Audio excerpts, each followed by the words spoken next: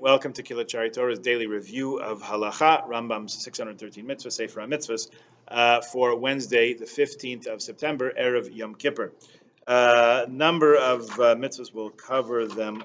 Actually, we'll try to go through most of these, at least in brief fashion today. We mentioned yesterday that it's prohibited, according to prohibition number 16, to seek to persuade another Jew to worship idols.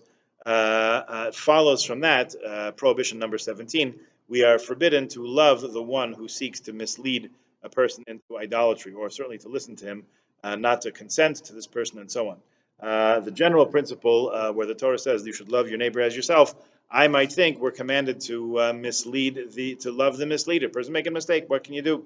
But we have a separate verse in Deuteronomy 13, verse 9, which says, "Thou shalt not consent unto this person," which teaches us that no, we have to suspend our love as long as the person is engaged in idolatry. The stringent laws embodied in these three mitzvahs that we just mentioned yesterday and today do not spring from the fear that the one misled might ultimately turn to idolatry. Rather, they are based on the principle that we must guard against wasting even one moment of our lives entertaining doubt about the true faith. Words to the wise.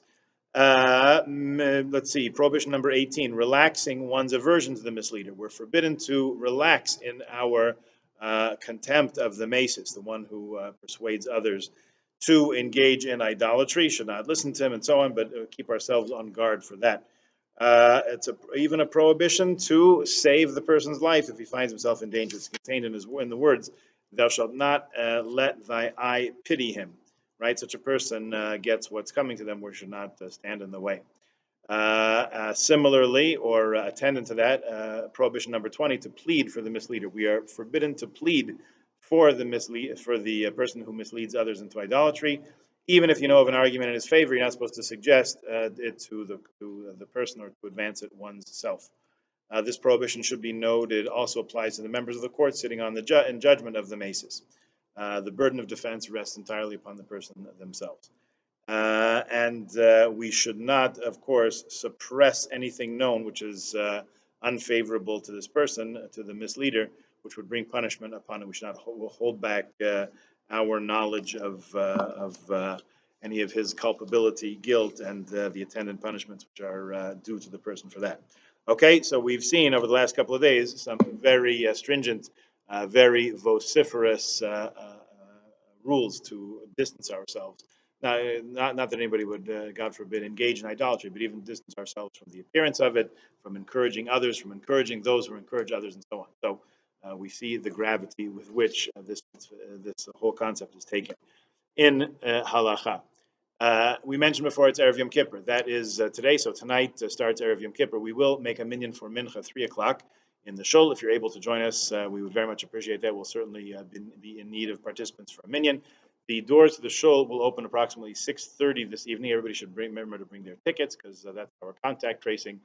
We will only be admitting those who are holding tickets to come in, because we've counted out the number of chairs, making sure that everything is as it should be. For the first a certain number that there's space for you in the main sanctuary, you'll be admitted there, and then we will begin to fill the downstairs sanctuary, the Davidson Social Hall, which is converted into a sanctuary, and we will have a minyan there as well, assuming that those who requested will show up this evening. Candle lighting and the beginning of Yom Kippur is at 7:09. We'll begin Kol Nidre about 7:10 p.m.